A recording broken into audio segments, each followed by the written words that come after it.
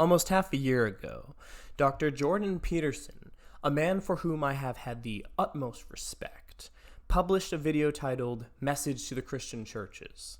In it, he exhorts young men to return to church, as if the ills of our modern society were due to the fact that young men are leaving religion. This video is a response to this notion. Dr. Peterson, I will start by saying that you correctly diagnose the disease, yet you, hopefully unknowingly, prescribe a poison as its cure. Yes, the sick pseudo-philosophical cult that is infecting every social institution has condemned Western man for what he is, and has characterized his achievements as evil. Yes, they have done so by weaponizing a supposed guilt that we all carry, and yes, this is very much an idea akin to that of original sin.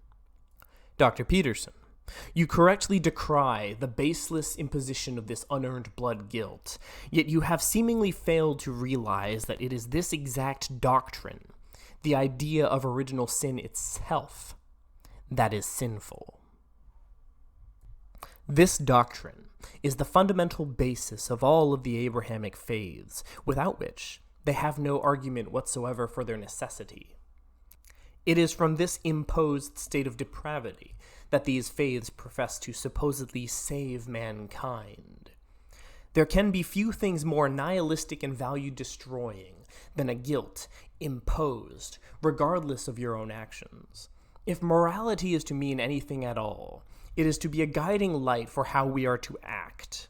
But if moral responsibility can be imposed upon you, regardless of your actions, then all connection between action and rectitude has been severed. It doesn't matter anymore what you do. It's heads I win, tails you lose. You rightly identify this attribute of so-called social justice. So how is it that you have missed its Abrahamic roots? You condemn those who value docility, harmlessness, and obedience above all. Yet is it not the Christian religion itself that preaches these things? Is it not Christ, sitting atop his mount, who proclaimed that we are not to resist our enemies, that we are even to love those who seek to tyrannize us? Is it not this man who taught that we are to suspend all judgment, that anger is akin to murder, that desire is akin to fornication, that we are to live as one of his blessed meek, living humbly obedient lives, if we are to inherit this kingdom of heaven? You denounce those who condemn the achievements of man, but are they not merely following the lead set forth for them by the very same ethical premises upon which the Christian religion is based? Is Eden not portrayed as a utopia, despoiled by the ambition of human beings?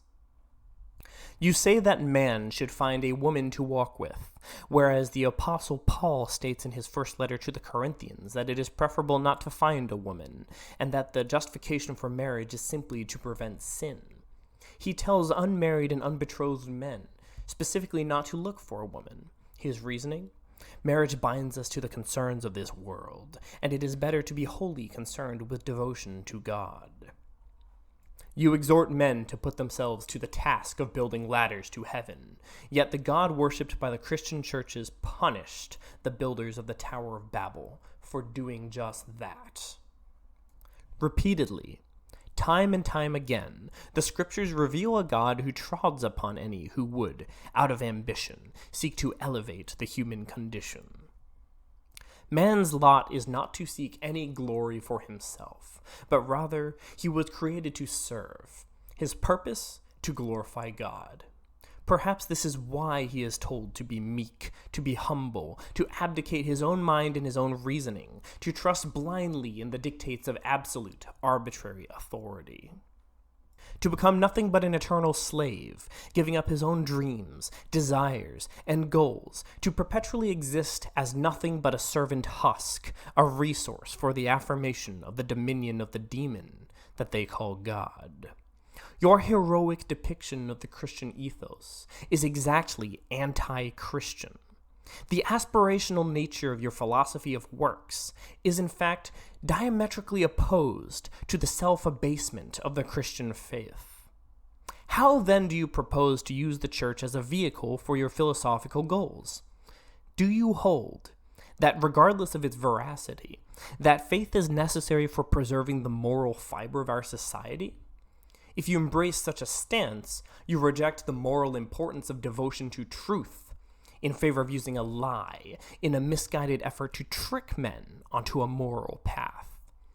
All you accomplish by doing so is delegitimizing morality itself, as no morality can be moral if it does not first and foremost regard truth to be sacrosanct. This isn't about what I believe, you say? Well, is it not you who have told us to stand up straight with our shoulders back so that we may stride forward and live forthrightly within this world? That is it not you who has beseeched us to walk in the light of truth? In what way would living a lie, in the fashion in which you have now proposed, be in any way consistent with the distilled spirit of what I have understood to be the core of your message? What else do I have? I have a mind. As such, I choose to think.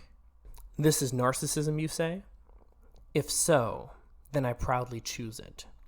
Is this accusation of yours not the same levied by the nagging authoritarians of the American leftist political establishment who seek to turn the world into a padded cell? Who cares what I believe? Me. I care about what I believe.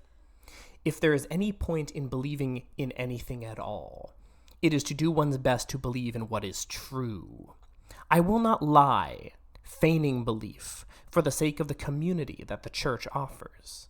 My rejection of all religions and all churches is precisely due to my devotion to your most important ideal, that of living with integrity. I choose what is meaningful over that which is expedient. You ask why this is about me? We are discussing how men ought to live, are we not? What if it was about others? To the extent to which I act for the sake of others, I act for my own sake. I wish to live in a world that is free, and so I do what I can to dismantle intellectual shackles that render us enslaved. A duty to the past? Which past?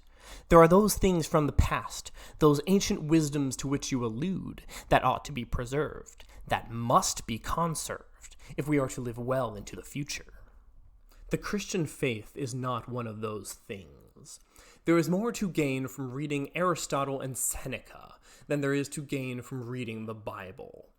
The strength, pride, and glory of Western civilization comes not from a supposed Judeo-Christian tradition, but rather it comes from deeper, pagan wisdom that survived despite the church. This wisdom, and its devotion to reason, lay dormant as faintly glowing embers until it ignited a flame that gave birth to the greatest achievement in all the history of human culture: liberty.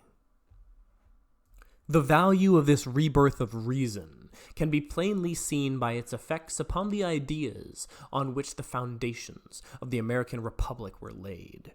The political institutions that have preserved, in the West, the freest society in the history of mankind, ultimately find their roots in the rejection of the notion of a divine right of kings in favor of a philosophy affirming the rights of man.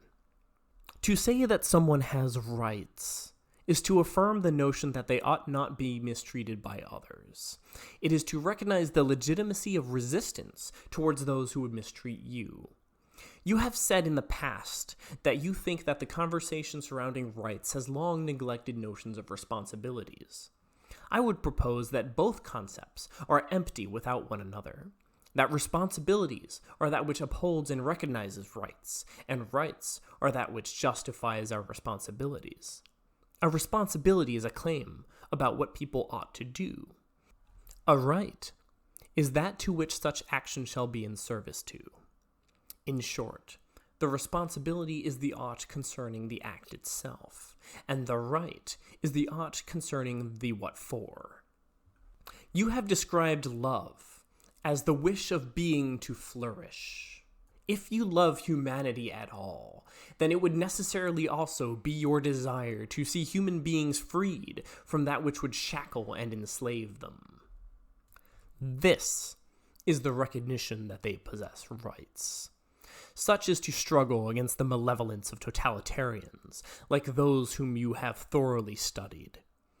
You have exalted the archetype of the hero's journey as being the opposite of, and possibly opposition towards, malevolence. From whence therefore cometh your consternation?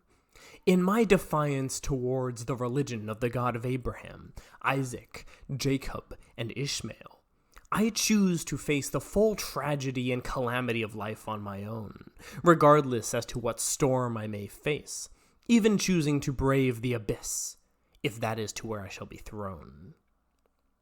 The degree to which one succeeds in this is the degree to which they embody the very ideals that you have espoused. This heroic ideal, this elevated human ambition, wrongfully condemned by our common enemies, has also always been condemned by the Church itself as satanic. What nobler cause can there be than that of bringing this Promethean fire to man, to seize the fruit of the tree of knowledge of good and evil, and become man?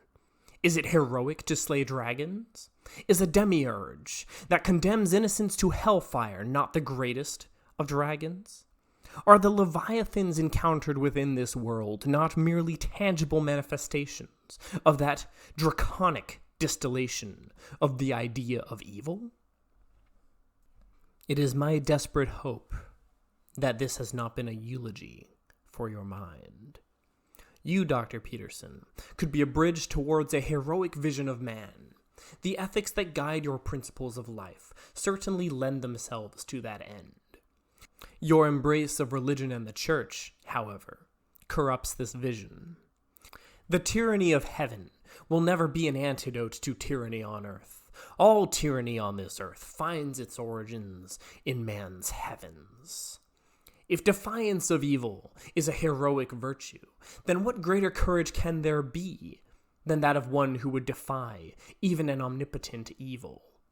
I ask you to take your own principles and truly embody them.